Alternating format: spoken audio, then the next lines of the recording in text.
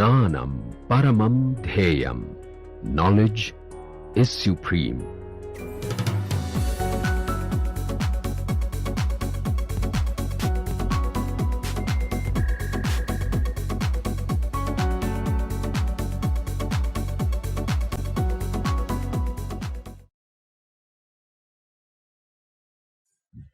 The reason why I call it the story of Raman effect is that if you have to do justice to Raman effect and Raman spectroscopy, then we have to develop tools of quantum mechanics that we have not studied yet. So, to do that we will need no less than 5-6 classes.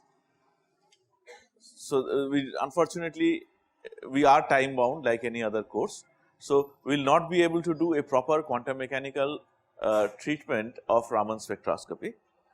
But at least we should have some idea, because as we know this is perhaps the most contribution to science by an Indian from India in modern times.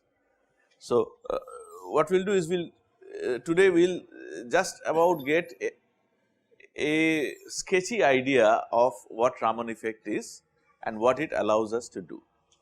So, Raman discovered many things actually, the most remarkable of which is Raman effect, and perhaps you have heard the story that the idea of Raman effect came to him when he was travelling by ship and he noticed that the color of the sky is different from the color of the sea. Now, why sky is blue? I think you know it already. Sky is blue because of light scattering, and that is the qualitative basis of Rayleigh scattering. Now, it is important to understand that he might have got the idea, he might have noticed that the sky is a different hue of blue than the sea, but that was not the be all and end all of Raman effect. The real scientific basis of Raman effect was an experiment performed in ISAS by Raman's student Krishnan, who passed, I think the first experiment was done using condensed sunlight.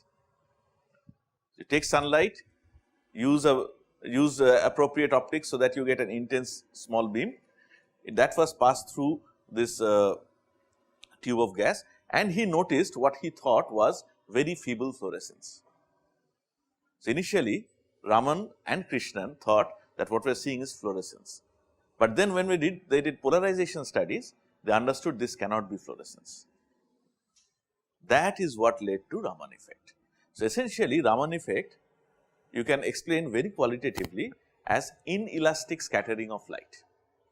Okay. Elastic scattering of light is Rayleigh effect, that is the scattering we see all the time, right.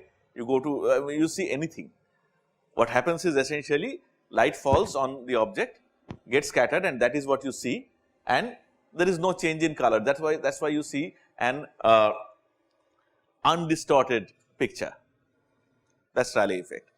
In Raman's case, what they observed, to put it in a very simple way, is that they observed an inelastic scattering of light.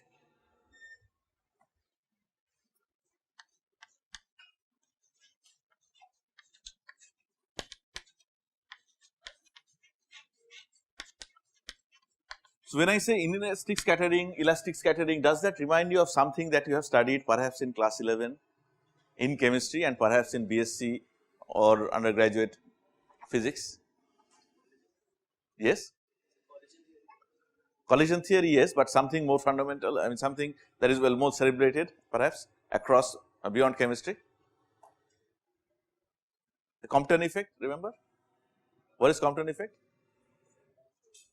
Huh? Compton effect? Scattering of?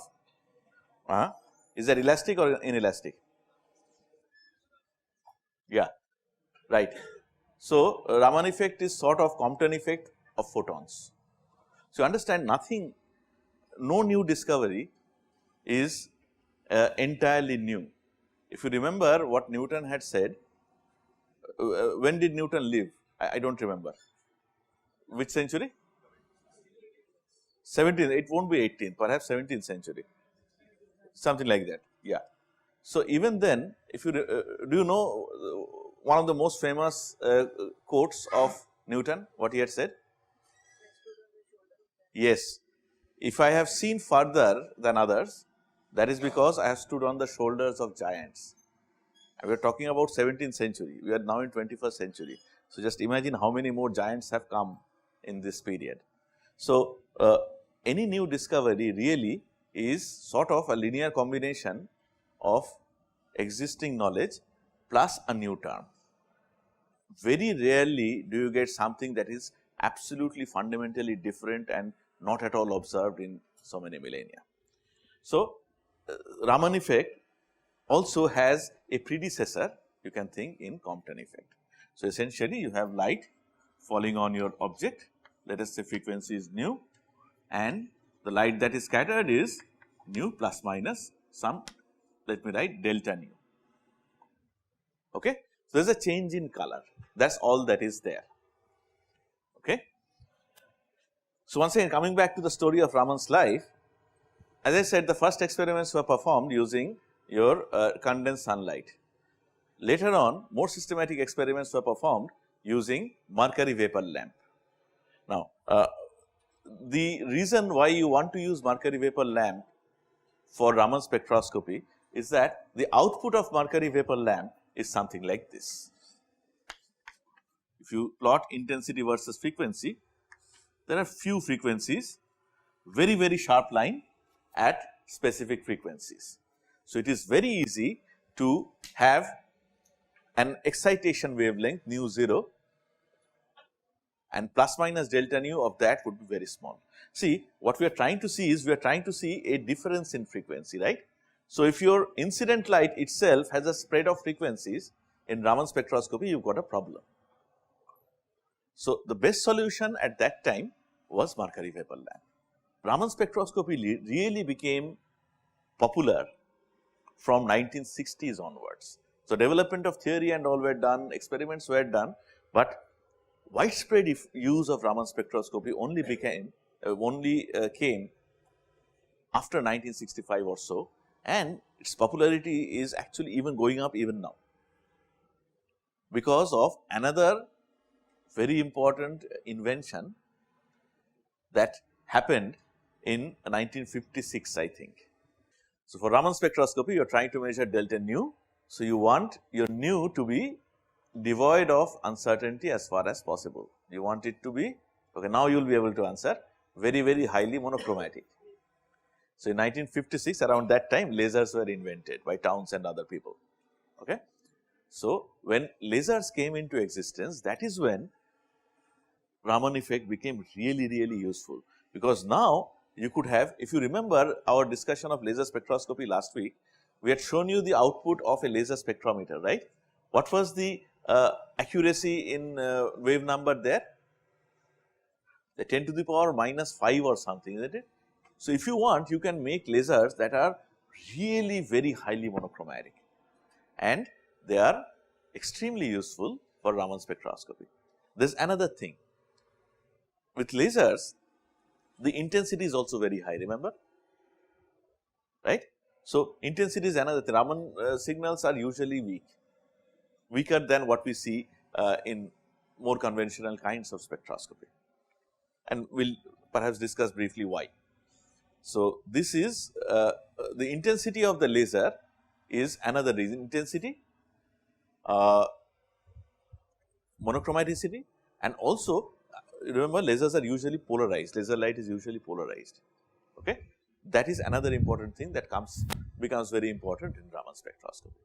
So, Raman spectroscopy really came of age when after the invention of lasers. So, what we are doing now essentially is we are continuing with what we had started last week. We are talking about applications of lasers. Okay. And another caveat before we go on to the second part of this discussion is Raman spectroscopy is different usually from what we have discussed so far because it is what is spectroscopy? Spectroscopy involves transition between two stationary states, isn't it? That was the starting point of our discussion of time dependent perturbation theory, right. In Raman spectroscopy, as we will discuss in a while, the transition is between a stationary state and what is called a virtual state. Again, what virtual state is, that may not be all that clear to us even after today's discussion, but we will see how comfortable we can get with that idea. So, it is actually called Raman scattering. It is not as if you cannot have Raman scattering involving stationary states, then it is called resonance Ramans. We will come to that very briefly. Okay. But this is the introduction to Raman effect. Next, we are going to go on to actual discussion of Raman spectroscopy of diatomic molecules.